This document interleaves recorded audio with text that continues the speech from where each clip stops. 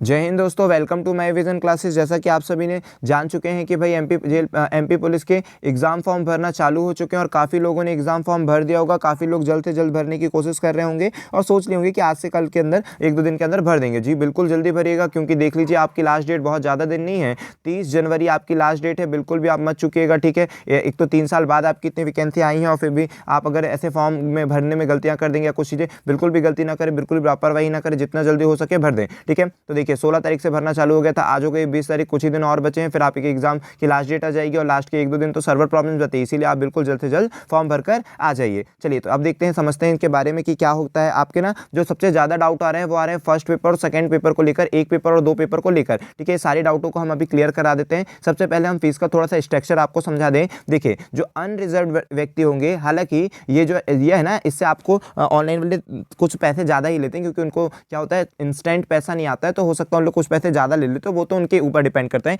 कि वो क्या करना चाहते हैं। जो ऑफिशियल दिया गया उसके अकॉर्डिंग ले रहे हैं कि ज़्यादा ले रहे हैं, उसके बारे में हम नहीं बताना चाह रहे। 150 आपसे शायद ज़्यादा ले लें, उसके बारे में हम नहीं कह रहे, लेकिन हम दे रहे कि अकॉर्डिंग टू नोटिफिकेशन ये कहा गया है कि एक पेपर का आपको कितना रुपए लगेगा, 500 रुपये लगेगा, और 100 रुपये फिलिंग चार्ज जनरल वालों के लिए। 2 पेपर अगर जनरल वाले देते हैं तो उसके लिए 700 रुपये लगेगा और फिलिंग चार्ज 100 रुपये। फाइनली जो आपको ये वाली चीज़ आपको ये नहीं याद रखनी है, आपको जो याद रखना है वो ये याद रखिए कि जनरल वाले एक पेपर देंगे 600 रुपये लगेगा, 2 पेपर देंगे 800 रुपये का फॉर्म भरेगा। अब ये एक पेपर 2 पेपर क्या सभी दे पाएंगे? ऐसा कोई ज़रूरी नहीं है भाई, ऐसा जरूरी नहीं कि दोनों के दोनों आपको देने ही जरूरी है, ठीक है। आपकी मर्जी पर डिपेंड करता है कि आपको एक देना है कि 2 देना है, लेकिन ऐसा नहीं है कि आप चाहते हैं दोनों देना तो दोनों देने मिलेगा। इसके लिए क्राइटेरिया है, आपके कुछ नोटिफिकेशन में इंस्ट्रक्शन दिए गए हैं कि 2 पेपर आप किस किस को देने मिलेगा। क्योंकि पहले क्या होता था, ये दोनों पोस्ट आपके समझा देंगे, इसके बारे में समझा देंगे, इसके बारे में कंफ्यूज मत होइए, पहले फीस का स्ट्रक्चर समझ लीजिए, ठीक है। अब अगर कोई कैटेगरी वाला पर्सन 2 पेपर दे रहा है, अगर वो 2 पेपर के लिए एलिजिबल है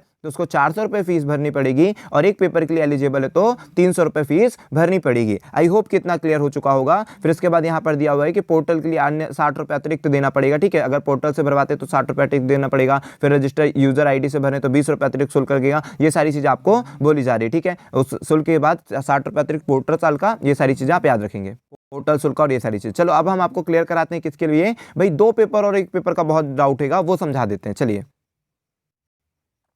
देख लीजिए भाई, 2 पेपर और 1 पेपर में कॉन्सेप्ट क्या है, क्यों फंस रहे हैं आप लोग, इसको समझा देते हैं। देखिए एक होता है, देखिए पहले क्या होता था, पहले चाहे डीएसएफ हो, चाहे एसएएफ हो, चाहे रेडियो ऑपरेटर हो, तीनों के लिए एक ही पेपर होता था। पहले जो होता था, इसके पहले के जो एग्जाम्स होते थे उनमें जो तीनों पोस्ट थी ना, चाहे डीएसएफ हो, चाहे एसएएफ हो, चाहे रेडियो ऑपरेटर हो, तीनों के लिए एक कॉमन पेपर होता था, ठीक है। तीनों के लिए कॉमन पेपर होता था, और जिसके मार्क्स ज़्यादा अच्छे होते थे उनको रेडियो ऑपरेटर दे दिया जाता था, अगर उनकी प्रेफरेंस है तो। फिर उससे कम जिसके अच्छे मार्क्स होते थे डीएसएफ दे दिया जाता था, फिर जिसके सबसे कम मार्क्स होते थे एसएएफ दे दिया जाता था। हालांकि ये डिपेंड करता रहा उनकी पोस्ट प्रेफरेंस पे भी, बट जो जनरली देखा जाता था कि रेडियो ऑपरेटर जिसके सबसे ज्यादा अच्छे मार्क्स होंगे उनको रेडियो ऑपरेटर दे दिया जाएगा, डीएसएफ उसके बाद जिसके अच्छे मार्क्स होंगे उसको डीएसएफ दे दिया जाएगा, उसके बाद जिसके मार्क्स अच्छे होंगे या फिर जो सबसे कम मार्क्स होंगे उनको एसएफ दे दिया जाता था। लेकिन ये अकॉर्डिंग टू पोस्ट प्रेफरेंस पे भी काम करता रहा कि आपने किस पोस्ट पे प्रेफरेंस किया है। हो सकता है किसके अच्छे मार्क्स हो, उसने एसएफ फर्स्ट प्रेफरेंस दिया हो तो उसको एसएफ मिल जाएगा, बट जो देखा गया है जनरली रेडियो ऑपरेटर में बहुत अच्छे मार्क्स लाने पड़ते रहे, डीएसएफ के लिए उसे कम मार्क्स पे हो जाता था, एसएफ में सबसे कम मार्क्स पे हो जाता था। बट अब समझते हैं इसके बारे में आगे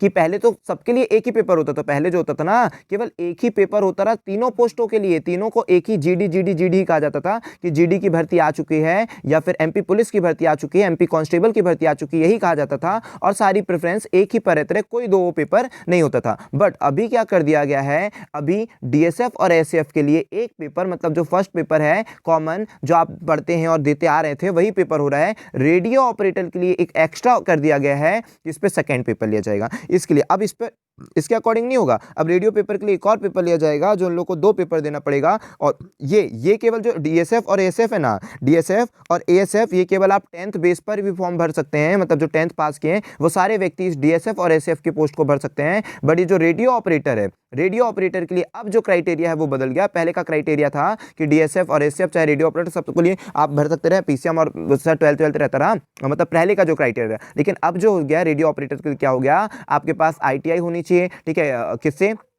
कंप्यूटर से ITI होनी चाहिए, BE होनी चाहिए कंप्यूटर से, BSc होनी चाहिए कंप्यूटर से, पॉलीटेक्निक होना चाहिए कंप्यूटर से, और भी थोड़ा क्राइटेरिया है वो आप सभी देख लीजिएगा। इट मीन्स हम ये फाइनली आपको बताना चाहते हैं कि आपके पास रेडियो ऑपरेटर भरने के लिए कंप्यूटर का क्राइटेरिया होगा, और जब आप फॉर्म भरवाने जाएंगे तो वहां पर आप पढ़ लीजिएगा इंस्ट्रक्शन कि आपको 2 साल का कंप्यूटर मांगा है, 1 साल का मांगा है। जनरली हमें जहां तक पता है कि ITI अगर कोपा है, कंप्यूटर ऑपरेटर से आपने किया है तो आप भर सकते हैं, BE में अगर आप CS से ब्रांच से तो आप भर सकते हैं, पॉली में अगर आप CS ब्रांच से हैं, CS ब्रांच से कंप्यूटर साइंस से हैं तो आप भर सकते हैं, BCA से अगर आपने किया है, BCA किया है, BCA किया है, ठीक है, BCA किया है तो आप भर सकते हैं। मतलब कंप्यूटर से अगर आप किसी चीज़ को किए हैं वो भर सकते हैं। बट आई होप कि शायद ना PGDCA वाले और DCA वाले शायद नहीं कर सकते, फिर भी आप एक बार देख लीजिएगा, ठीक है। PGDCA और DCA वाले शायद इसको नहीं भर सकते, लेकिन एक बार कंफर्म कर लीजिएगा, ठीक है। जहां तक हमें आइडिया है DCA वाले से नहीं भर सकते, फिर भी एक बार जाकर कंफर्म जरूर करिएगा। हमारा केवल ये बताने का उद्देश्य था कि DSF SAF वाले 10th बेस पर भर सकते हैं, इनका केवल एक पेपर होगा।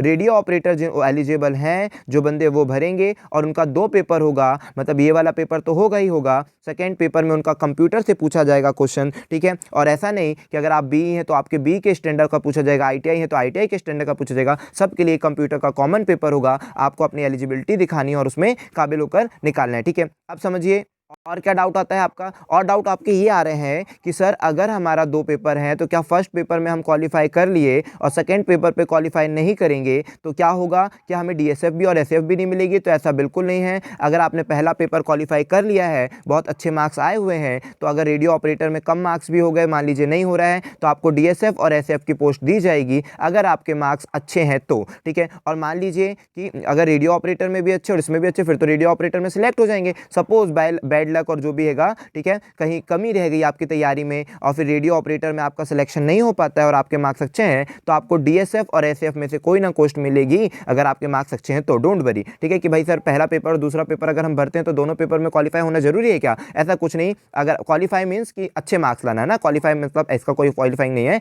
मेरिट में आना। तो मान लीजिए सर सेकंड पेपर में हम मेरिट में नहीं आ रहे हैं, तो क्या हमें फर्स्ट वाले को नंबर नहीं, तो आपका फर्स्ट पेपर से कैलकुलेट किया जाएगा। अगर फर्स्ट में आपके मार्क्स अच्छे हैं तो आपको DSF या SF जिसके लिए भी आपके मार्क्स एलिजिबल हो वो पोस्ट आपको दी जाएगी। चलिए जय हिंद दोस्तों, आई होप कि आपके पूरे डाउट क्लियर हो गए होंगे। फिर भी आपके मन में माइंड में कोई भी डाउट आता है तो आप हमसे जरूर पूछिए। जय हिंद दोस्तों, मिलते हैं नेक्स्ट वीडियो।